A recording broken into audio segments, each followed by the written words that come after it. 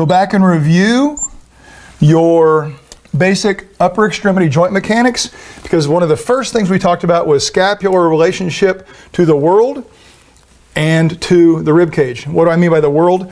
Well, do you see how this thing, remember, never gets, the rib cage is not flat. So this thing never gets in the frontal plane of the body the way it's commonly depicted in a two-dimensional, in a book or whatever. But because of that also, as well as the shape of this thing, very often this glenoid never points straight out. And that's what I mean relative to the world, because gravity's specific direction, you're laying on a bench relative to gravity. That's what I meant by the world. So keep that in mind. And now I'm going to attempt to draw this arm. And we're going to say it's the same length as the previous one, just so kind of apples to apples kind of idea. And out here was, you guessed it, 10 somethings. Let's call them pounds for now. Got it? So what's the scenario? Well, before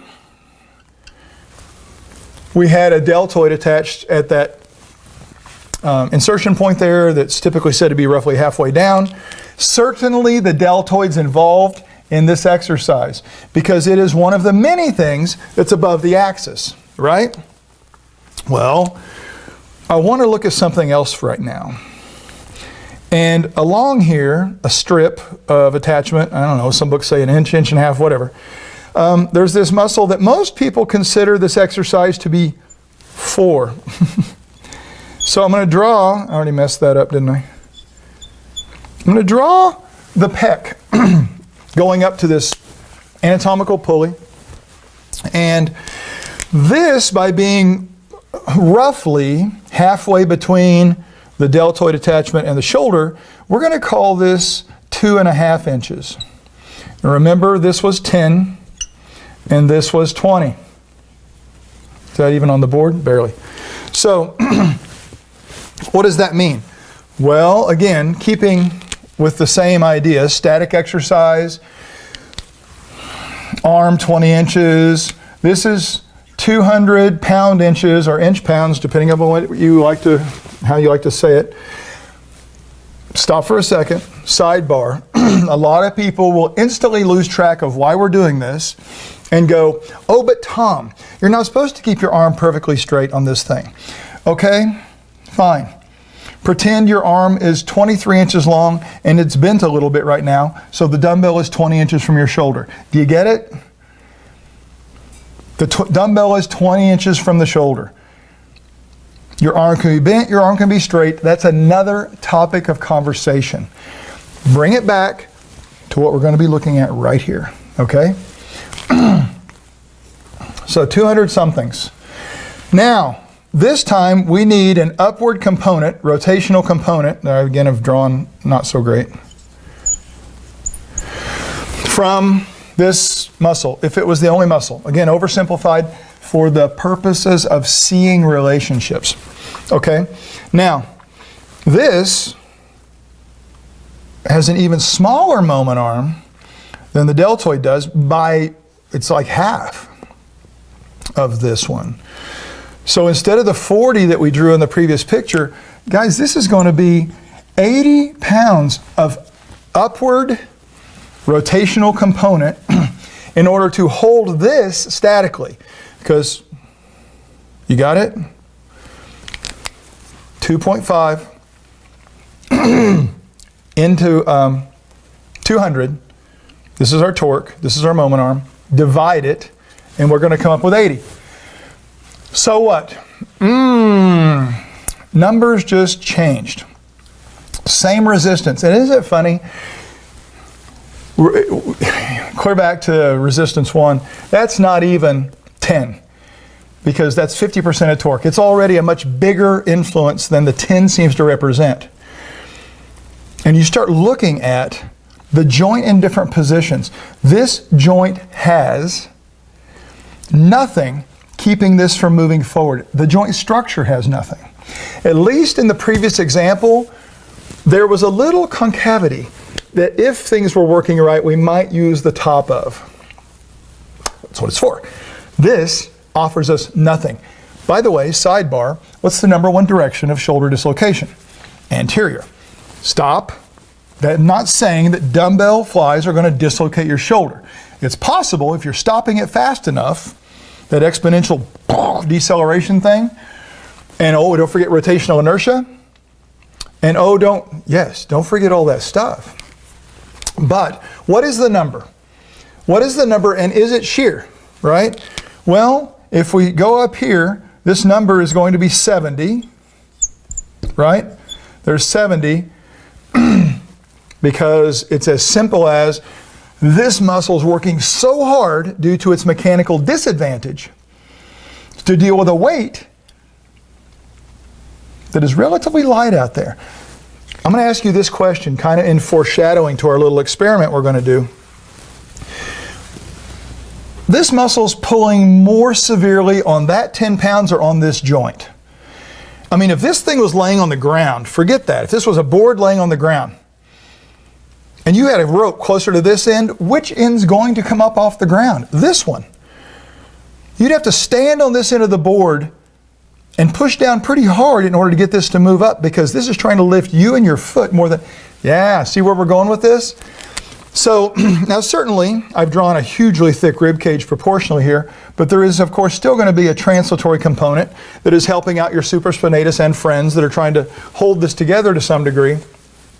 But something's got to be pulling backwards with 70 pounds, and that's our tissues again. That's the co-contracting tissues, because there's not much structure holding from the front.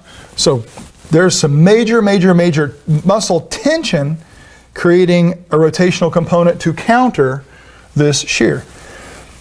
And the body's pretty good at dealing with that. Nobody ever laid down and did a fly, even did it poorly, and their arm immediately fell apart, right? So don't freak out about this. This is not a doomsday tactic or anything, nothing scary going on here.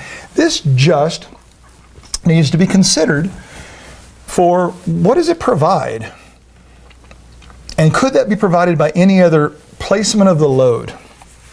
Well, of course the answer is yes, because traditionally they would say dumbbell flies is for your outer pec, and if you lived through that era decades ago, maybe they still say it. Or it's a shaping exercise and a press is a mass exercise. Unfortunately, your pec didn't get the memo. It hasn't a clue. Your pec just deals with this shoulder. What may change is what happens to the shoulder in response to this exercise and the way it's executed commonly. Change the rate of deceleration. There's a lot of things you can change, as you're going to see, that might alter this. And let's play that game a little bit. So what I'm going to try to do, try to remember these numbers, okay? Because I'm going to change some things. Oh no, I can leave those there for now. Because the first thing I need to do what we did before. I'm going to bring this up to like right here. And in order to make a press that's the same resistance torque, same degree of challenge, you guessed it, at half the distance, I'm going to have to make this 20 pounds. Got it? Same idea as before. And that again gives us our 10, 20, that gives our 200 again. So as far as the muscles know, it can still do 8 reps before it fails or whatever the heck. Okay, but what did that change here? And you can already see that, I bet. If we take this and take away this, we end up with a different number. We end up with 60 pounds or whatever of shear upward. And why is it shear? Because of the contact surface relationship here. If this was a hip and this thing had something coming over the top and the bottom of it, that would be compressive on this part of this joint. Does that make sense? So that's how we know it's shear. You cannot just run around saying shear, shear, shear just because you saw it in one thing that I happened to show you. If this changes relationships right here throughout the course of the exercise, it may not be shear anymore. This is scenario specific, and the scenario means every specific thing I've attempted to show you right here. Does that make sense? So.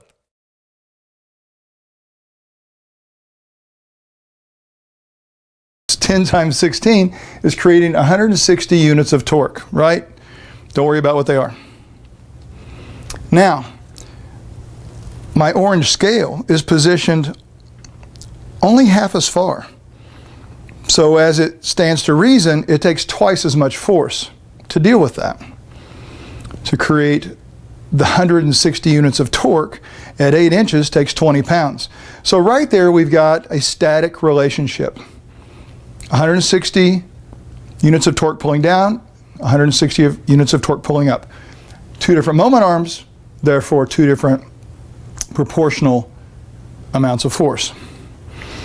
This guy is interesting because this blue scale, if you can see that 10, that is actually representing what your joint would have to do in this scenario. This 20 is pulling up as hard on each of these, right? So it's trying to create a joint force here basically equal to the resistance out there because their distance from the muscle or orange scale is the same distance. But let's play some games here. We're going to leave that 10 pounds the same distance, but we're going to go to 4 inches or half that original distance of the orange scale and see if we can get everything to hold still here. So what's happening? Same 160 units of torque pulling down from the 10-pound weight. This time, at only 4 inches, I need 160 units of torque pulling up, muscular influence, if you will, like an exercise. Takes me 40-ish. Now you can see the scale's not quite 40, it's a little over or whatever. But the bottom line is, we again have this isometric relationship, if you will, this static relationship. But look what happened to the blue scale. Due to my mechanical disadvantage of the orange scale, it has to work a lot harder than it did before. But it's pulling a heck of a lot closer to the blue scale, to the joint. 30 pounds is required at that joint to keep it intact, to keep this relationship what it currently is. That's exactly what we looked at on the board. Now let me show you something else really cool. We're going to play a game here where I'm going to move the 10-pound ankle weight in to 8. It's kind of clunky here. And I have a 10-pound, whatchamacallit,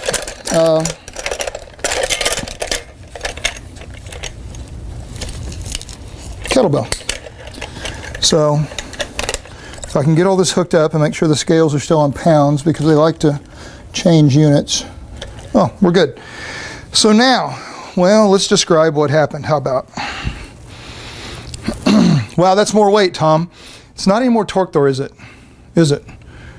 Right? At 8 inches,